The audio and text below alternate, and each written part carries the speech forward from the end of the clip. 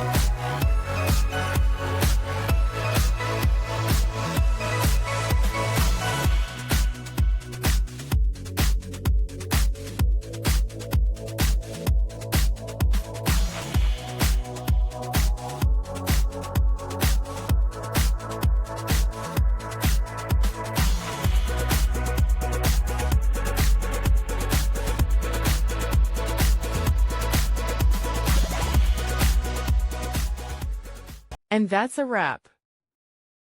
I hope you found the answer you were looking for. If you did, take a second to hit that subscribe button. It really helps out. And let me know in the comments which solution worked best for you. See you next time in the debug zone.